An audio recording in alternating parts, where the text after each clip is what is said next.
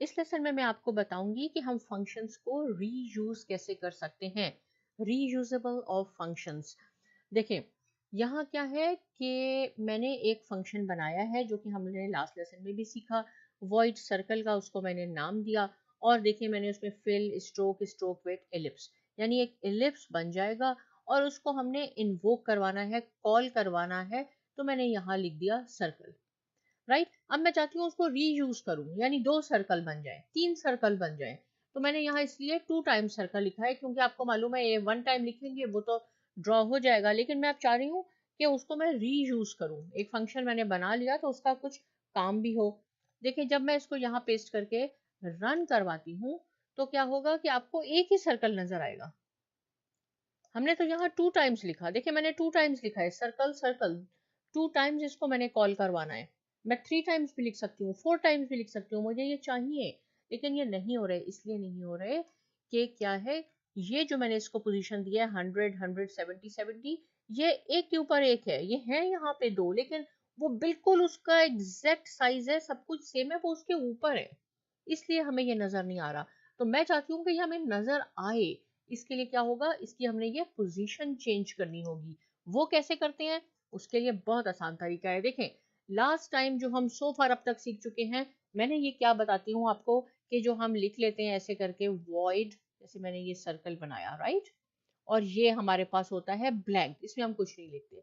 लेकिन अब हमने इसको शो करवाना है, इसको हम लोकल वेरिएबल कहेंगे। ये नहीं कहूंगी कि मैं इसके टॉप पे अब वेरिएबल लिखे, हमें लोकल वेरिएबल जो सिर्फ ये पार्ट देख सके, इसको मैंने लिखना है। तो यहाँ हम लिख देते हैं, एक को फ्लोट x कर दे और दूसरे को फ्लोट y कर देते हैं, राइट। एक दो हमने बना लिए, आप चाहें तो और भी बना सकते हैं, लेकिन मैंने यहाँ 2 बना लिए, फ्लोट x अब फ्लोट y।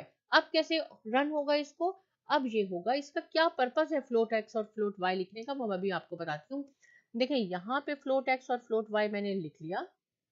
अब जो मैंने ये सर्कल बनाने हैं, या मैंने 3 लिख लिए, अब यहाँ 4 लिख लें या 5 लिख लें, राइट।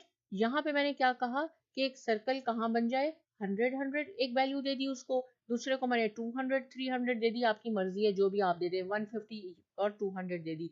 लेकिन ये जो मैंने लिखा ना, इसको आपने यहाँ लिखना है, ये एक इम्पॉर्टेंट पॉइंट है कि x की वैल्यू होगी x, जो भी मैंने x को दी, लेकिन y कैसे होगा मूव, y -50, ये y है, ये सिस्टम यहाँ से ये y की वैल्यू लेगा 100, इसमें से माइनस कर देगा 50, तो आपके पास रह जाएंगे 50।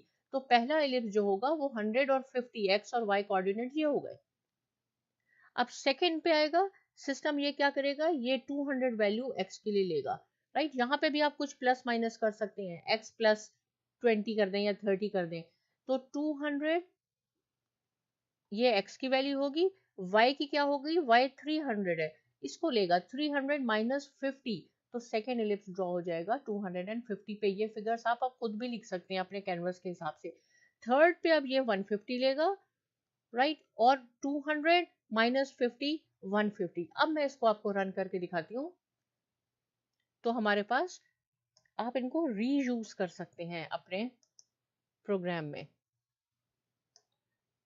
जो भी हमने फंक्शन बनाए। देखिए 3 इलिप्सेस बन गए आपके पास। तो हमने क्या सीखा है इस लेसन में, इस लेसन में हमने ये सीखा कि अगर आप अपने फंक्शंस को रीयूज करवाना चाहें तो आप क्या करवाएंगे कि आपने उसके लिए लोकल वेरिएबल बनाने होते हैं। यहाँ पे आपने जो भी आपका फंक्शन है उसके पैरेंथेसिस में आप लोकल वेरिएबल दे दें, राइट। आप इंट भी देंगे तो भी ये काम हो जाएगा, लेकिन आपको होल नंबर में लिखना होगा। और यहाँ एलिप्स में आपने बताना होगा कि कैसे आपका सर्कल जो है कहाँ कहाँ ड्रॉ हो। यहाँ मैंने x और y -50 लिख दिया है, मैं इसको भी ऐसे भी लिख सकती हूँ, x + 100 y माइनस सपोज 80। तो जो भी x की वैल्यू होगी वो उसमें 100 ऐड करेगा, वहां वो x कोऑर्डिनेट होगा। जो भी y की वैल्यू होगी उसमें से वो 80 माइनस करेगा, वो y का होगा, और वहां आपके पास एलिप्स ड्रॉ हो जाएगा। सिमिलरली आप यहाँ और 5 6 जितने भी सर्कल लिखना चाहें आप लिख सकते हैं। इसकी प्रैक्टिस जरूर कीजिए, कोई क्वेश्चन है पूछिए, साइमा अकेडमी को सब्सक्राइब कीजिए, और बहुत शुक्रिया।